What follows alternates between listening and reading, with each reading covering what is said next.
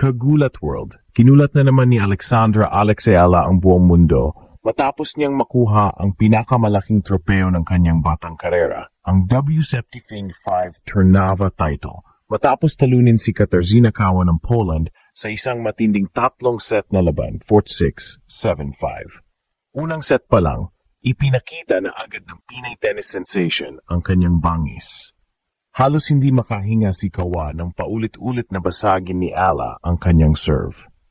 Sa loob ng ilang minuto, nagtala siya ng dominanteng 6-1 na panalo at nagmistulang isang statement. Handa siya sa pinakamalaking laban ng kanyang career.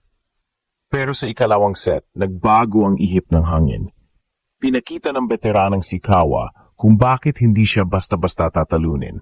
Mas naging agresibo, mas kumapit, at sa bandang huli, siya ang nakakuha ng 7-5.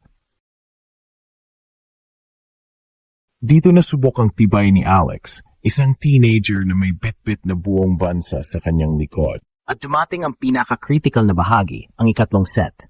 Pantay ang labanan, tiktikan ang bawat puntos. Kapwa sila nagtanggol ng kanilang serve, ngunit sa 4-all, bumangon si Ella. Nakakuha siya ng crucial break at umabante ng 5-4. Ang buong crowd hawakang hininga habang siya'y nagsiserve para sa championship. At sa unang championship point pa lang, tinuldukan niya ang laban. Sa kanyang unang W75 title, hindi lang ranking points ang kanyang naiuwi. Mas malaki pa rito, isang panibagong hakbang sa kanyang pangarap na makapasok sa mas mataas na antas ng WTA Tour. Tinatayang aakyat siya sa kanyang career high ranking at mas lalapit sa top 150. Isang bagay ang malinaw, sa bawat palo ng raketa, sa bawat sigaw ng laban, at sa bawat panalong ganito, mas pinapatunayan ni Alex Ayala na hindi lang siya simpleng Pinay tennis player. Siya ang mukha ng bagong henerasyon, dala ang bandila ng Pilipinas, bumabagsak ang mga hadlang at kinugulat ang buong mundo. Sa isang laban na halos ikinabaliw ng mga mamanood, muling pinatunayan ni Alexandra Alex Ayala na siya ay hindi ordinaryong atleta kundi isang pambihirang Pinay na ginugulat ang buong mundo. Sa kabila ng lahat ng pressure at expectations, nagawa niyang talunin ang mas veteranang si Katarzyna Kawa ng Poland sa isang huling bakbakan na umabot hanggang sa ikatlong set, 6-1, 4-6, 7-5. Mula unang palo pa lang, nakita na ang determinasyon ni Ala.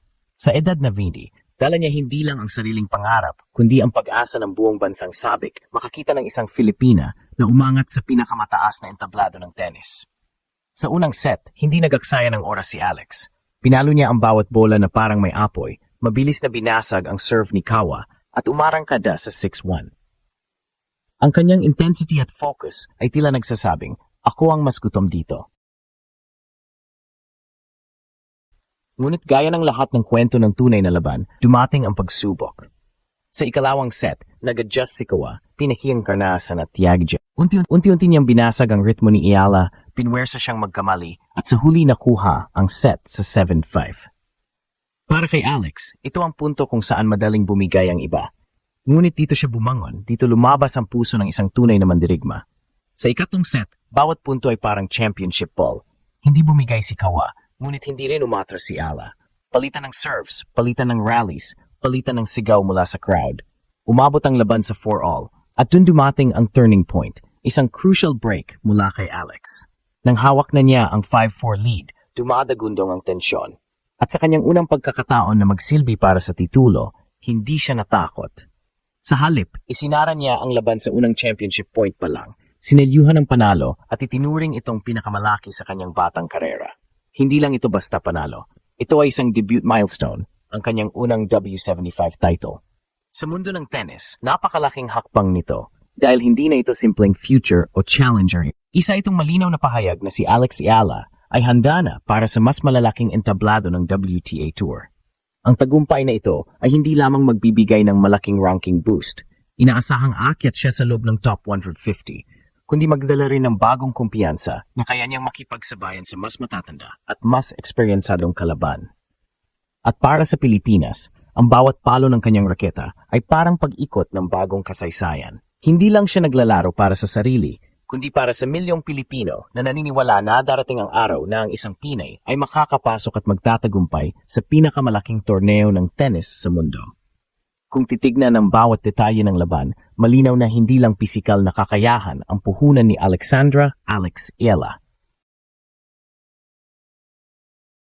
Ang panalong ito ay bunga rin ng kanyang mental toughness. Isang aspeto na madalas nagiging sagabal sa mga batang atleta kapag humaharap sa mas may edad at mas maraming karanasang kalaban. Sa unang set, mabilis at agresibo ang kanyang approach. Gumamit siya ng matitinding ground strokes mula baseline, pinalihis ang mga bola para pilitin si Kawa na tumakbo at magkamali. Ang resulta, halos one-sided ang 6-1 na panalo.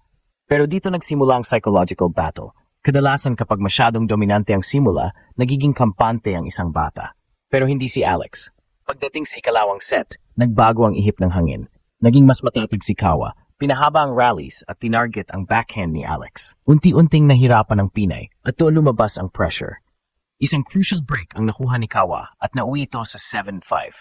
Sa puntong iyon, maraming kabataan ang maaring bumigay mentally, lalo na sa finals ng pinakamalaking torneo ng kanilang career. Pero ang ipinakita ni Alex ay kakaiba. Imbes na panghinaan ng loob, naging mas determinado siya. Sa ikatlong set, kitang-kita ang maturity ni Ala sa kabila ng kanyang murang edad. Hindi siya nagpadala sa frustration. Nanatili siyang composed, pinanatili ang intensity, at tiniis ang bawat long rally. Ang 4-4 deadlock ang nagsilbing turning point ng buong laban. Doon siya nakakuha ng crucial break, at mula roon ay hindi na siya lumingon pa. Nang umabot sa championship game, makikita ang kaba, pero mas nanginibabaw ang kanyang focus. Sa kanyang unang championship point, tuluyan niyang tinuldukan ang laban at isinara ang kwento ng isang makasaysayang finals. Hindi biro ang unang W75 title para sa isang teenager. Sa tennis ladder, ito ang tulay patungo sa mas prestihiyosong W250, 500 at Masters tournaments. Kung dati ay kinokonsidera lang si Alex bilang isang promising junior champion, ngayon ay malinaw na siyang nagiging contender sa pro circuit. Ang ranking boost mula sa panalong ito ay magbibigay sa kanya ng access sa mas malalaking torneo, mas matitinding kalaban, at mas maraming exposure. Ngunit higit pa sa puntos at titulo, ang significance ng panalo ay nasa simbolismo. Para sa mga batang Pilipino na nangangarap, si Alex ay nagiging living proof na possible. Sa isang sport na halos walang tradisyon ng world-class champions mula sa bansa, siya ang bumabasag sa pader ng limitasyon. Sa bawat sigaw niya sa court, sa bawat fist bump matapos ang isang mahaba at nakakapagod na rally, ipinapakita niyang ang pusong Pinoy ay kayang makipagsabayan kahit sa pinaka-elite na entablado. At para sa buong mundo, malinaw ang mensahe, may bagong mukha ng Asian tennis. Kung dati ay pawang mga Hapon o Sino ang inaabangan sa rehiyon, ngayon ay isang Pinay ang unti-unting kumukuha ng spotlight. Sa edad na 20, malinaw na hindi pa ito ang rurok ni Alex Ala. Ito pa lang ang simula ng mas malaking bagyong paparating.